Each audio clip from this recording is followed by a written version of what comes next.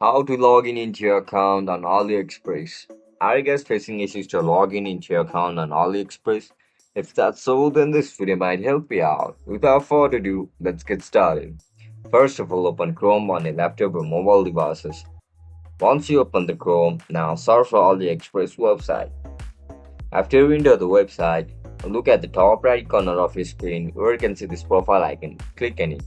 After you click on it, you can see this option for sign in. You are looking to log in into your account, right? Tap on it. After you click on sign in, you need to write down your registered email and password.